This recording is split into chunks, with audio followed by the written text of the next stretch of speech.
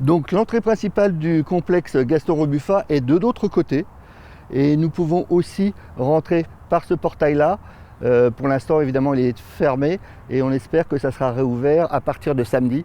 Annoncé par le chef de l'État, la reprise des pratiques sportives en extérieur dès samedi est un véritable soulagement pour Stéphane Royot. Cela fait près d'un mois que les 151 licenciés du Baseball Club d'Ermont ne se sont pas entraînés. Réservé aux mineurs jusqu'à nouvel ordre, le fondateur du club espérait pouvoir étendre les entraînements aux adultes dès ce week-end. Si on peut pour les jeunes faire sur un espace aussi grand, on aurait pu penser aussi que les adultes puissent le faire. Même pendant les entraînements, on peut s'espacer les uns des autres, faire plusieurs groupes. Et c'est vrai que là-dessus, on est en plein air. Ça peut être peut-être un petit peu différent lorsque c'est dans des gymnases donc fermés. Là, la différenciation entre les jeunes et les adultes, voilà, je ne la vois pas trop. Les activités sportives en intérieur, quant à elles, ne reprendront pas avant le 15 décembre prochain, là aussi pour les enfants uniquement. Alors pour maintenir ses élèves en forme, cet entraîneur de karaté réalise de petits tutoriels en ligne depuis chez lui.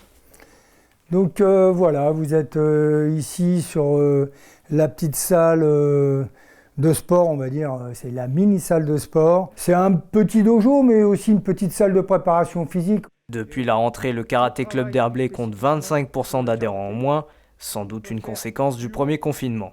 Pour compenser les cours qui n'ont pas eu lieu et afin d'éviter de perdre de nouveaux licenciés, le sexagénaire proposera des stages intensifs durant les vacances de Noël.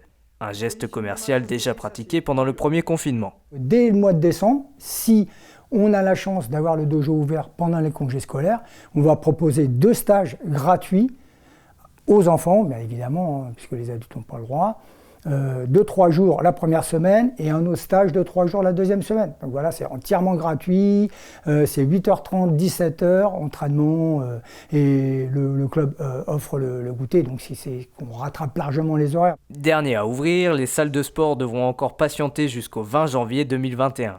De quoi faire fuir la clientèle.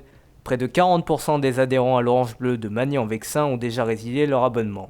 Pour garder le contact avec ses adhérents, l'entreprise s'est donc adaptée en proposant quotidiennement des séances de coaching par visioconférence. On va faire un cross-training, donc c'est un cours de renfo en mélangeant un peu de hit tabata, c'est-à-dire on va faire beaucoup de fractionnés. Le fait qu'on fasse des cours, c'est aussi le pourquoi on continue les prélèvements aussi, c'est du donnant-donnant. On propose des cours.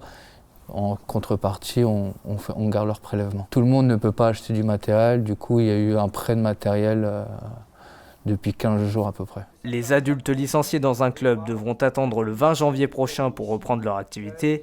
Pour les adeptes de l'activité physique individuelle, la pratique sportive pourra s'étendre jusqu'à 20 km du domicile et pendant 3 heures à compter de samedi.